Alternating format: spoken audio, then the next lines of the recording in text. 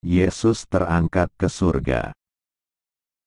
Dalam kitab Kisah Para Rasul pasal yang pertama, naskah tersebut mengisahkan kenaikan Yesus Kristus ke surga.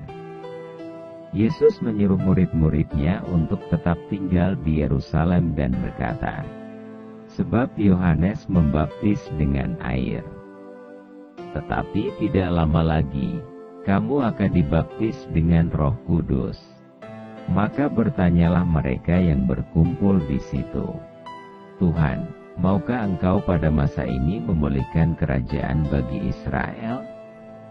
Jawabnya, "Engkau tidak perlu mengetahui masa dan waktu yang ditetapkan Bapa sendiri menurut kuasanya. Tetapi kamu akan menerima kuasa kalau Roh Kudus turun ke atas kamu, dan kamu akan menjadi saksiku di Yerusalem, dan di seluruh Yudea, dan Samaria, dan sampai ke ujung bumi." Sesudah ia mengatakan demikian, terangkatlah ia, disaksikan oleh mereka, dan awan menutupnya dari pandangan mereka. Ketika mereka sedang menatap ke langit, waktu ia naik itu, tiba-tiba berdirilah dua orang yang berpakaian putih dekat mereka dan berkata kepada mereka, "Hai orang-orang Galilea, mengapakah kamu berdiri melihat ke langit? Yesus ini, yang terangkat ke sorga, meninggalkan kamu, akan datang kembali dengan cara yang sama seperti kamu melihat dia naik ke sorga." Maka kembalilah rasul-rasul itu ke Yerusalem dari bukit yang disebut Bukit Zaitun, yang hanya seperjalanan sabat jauhnya dari Yerusalem. Yesus Kristus naik ke surga pada hari ke-40 setelah dia bangkit dari kematian.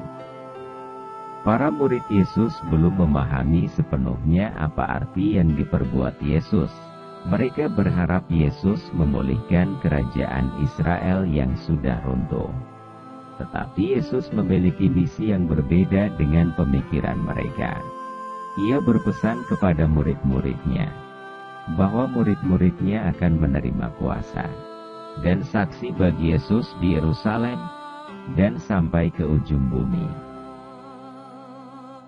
Kematian dan kebangkitan. Pada waktu Yesus dan murid-muridnya bersama-sama di Galilea, ia berkata kepada mereka, "Anak manusia akan diserahkan ke dalam tangan manusia, dan mereka akan membunuh dia. Dan pada hari ketiga, ia akan dibangkitkan." Maka hati murid-muridnya itu pun sedih sekali. Dan pada kesempatan yang berbeda, Yesus memanggil murid-muridnya lalu berkata, "Kamu tahu bahwa mereka yang disebut pemerintah bangsa-bangsa, memerintah rakyatnya dengan tangan besi, dan pembesar-pembesarnya menjalankan kuasanya dengan keras atas mereka. Tidaklah demikian di antara kamu. Barang siapa ingin menjadi besar di antara kamu, hendaklah ia menjadi pelayanmu. Dan barang siapa ingin menjadi yang terkemuka di antara kamu, hendaklah ia menjadi hamba untuk semuanya. Karena Anak Manusia juga datang bukan untuk dilayani, melainkan untuk melayani, dan untuk memberikan nyawanya, menjadi tebusan bagi banyak orang." Orang Kristen percaya pada perkataan Yesus, bahwa kematian Yesus adalah sebagai simbol pengorbanan atas pengampunan dosa manusia. Yesus telah menderita, mati, bahkan sampai mati di kayu salib. Bagi umat manusia secara umum, kematian adalah akhir dari seseorang di dunia ini. Karena setelah manusia mati, maka tidak dapat berbuat apa-apa lagi.